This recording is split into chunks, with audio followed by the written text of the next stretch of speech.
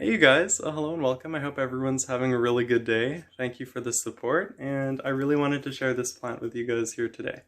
So this is my second time filming this video. The first time I found that I was talking a lot and not really getting to the point, so this one I'm going to try to get to the point more. I usually talk about the history first, but this time I'm going to be talking about the care first. So this here is Begonia Rex, Begonia Rex cultorum or Hybrida, depending on how you want to classify it. I originally thought that this was the pink charming variety, but this here is actually the stained glass window variety. So just a few takeaways from this video, just right off the bat. This is a plant that likes medium light. It will tolerate lower light, but it performs better in medium light. And it likes to go pretty dry between waterings, and it likes pretty loam soil profiles. And it likes a lot of warmth, but it does go dormant for a portion of the year. So just wanted to get that out of the way. So the Rex Begonia has been heavily cross-hybridized with all other sorts of begonias, but they all have some similar characteristics. One of them is this really weird kind of spiral, almost oblong, somewhat heart shape with a little bit of serration on the leaves. Another one is they're very rhizomatous, so they grow with these rhizomes above the soil surface. And another thing I will mention is they all have these trichomes, these hairy trichomes to them, which are kind of like fuzz. Just look at that, isn't that just beautiful? It almost looks like cherry licorice, the color of the stems. Very easy to divide. If you're going to divide these, I recommend doing it in September, October, when the plant stops vegetating, it starts pushing out new growth, and it kind of goes into a semi-dormant state. So do not be alarmed if this guy loses a few leaves for you in the winter. It's perfectly normal. Much like an alocasia or a Syningia gloxinia, it'll lose some of its leaves, but if you have enough light and you push enough fertilizer towards it, it doesn't tend to lose very many leaves, and you should be fine. So they come in so many different arrays. They have this really nice iridescence to them. I don't know if it's going to show in this lighting, but it's really silver in person. Don't know if that's showing, but yeah, they have this really nice veining. Yeah, so what should I talk about next? Origins. Yeah, so this plant over here is originally from Assam in northeastern India. It borders Nagaland and parts of Bangladesh and Sikkim, I believe, and it's very close to Myanmar. I think it's personally a really underrated part of the world, Assam. It's very mountainous. It's popular for its tea production, just really interesting area of the world. But this here has been naturalized all over temperate regions and warmer temperate regions around the globe. And it tends to do really well. This one's actually blooming, I just noticed. I don't know if you guys can see, it has twin blooms. This one has pink blooms, some of them have white, some of them have more of a silvery tinge to them. This is about mature size of the leaves, pretty much across the board. There's a couple exceptions within Rex Begonias that are a little bit bigger.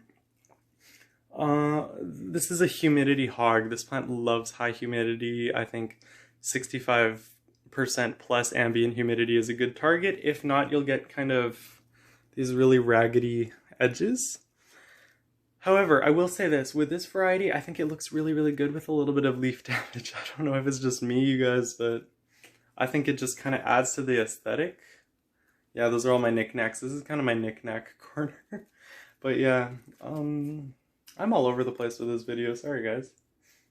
I water mine every Friday. I water it very deeply when I do, but I let it dry out completely to the point where it's basically bone dry between waterings. This plant doesn't like to sit in water, it likes to dry out between waterings, or else you'll get a little bit of like stem rot or a little bit of like mushiness and tends to deteriorate the plant. The seeds, generally speaking, aren't very viable on these ones, I've noticed. You can try, but I've never personally had success germinating these seeds.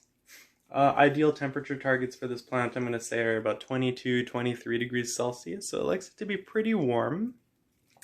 Doesn't seem to have any problems with non-filtered, non-distilled water. Tap water's fine, but I think it depends on the clarity of your tap water and the soft chemistry of your tap water. Personally, my tap water where I live has a pretty high amount of boron, but not a whole lot of chlorine. So this here tends to be pretty okay. Now, even though I said earlier that it likes loam soils, it does have quite a tolerance for more acidic soils. As long as you're not going below, say, for example, 5.5 pH, it tends to do really well. has a mature spread of a little bit over 2 feet. This is mature height. I wouldn't eat this if you have a cat or children too, but like specifically cats are their kidneys really can't handle the calcium oxalates and stuff within this plant. So definitely keep this away from cats, but keep it away from kids too, because you never know, right? It hasn't been tested on people, so I do not recommend using this in culinary applications. Treat it more as an ornamental plant. You can put them outside in the summer to give them a little bit of a boost. The only reason why I don't think this is a very wise idea if you have a particularly diverse collection is it can attract fungus knots or scale, and you can bring that into your house. So you want to be cautious of that. Yeah. So plant difficulty, pretty low. It's a perennial plant. 3, maybe 4 out of 10, as long as you have high humidity, but you're patient enough to let it dry between waterings. I have a few more varieties that I'm going to talk about in future videos. I think I'm going to make a series. But as for Rex Begonias, this is probably going to be the longest video just because I'm introducing them. But isn't that beautiful? Even the bottoms. Wow. So I hope you guys have a wonderful day. Oh, I don't know if you guys can see him right next to this big corn plant. Hello. But yeah, so just stay blessed, you guys. Be healthy. Let me know if you have any questions. This isn't very fragrant is another thing I want to say.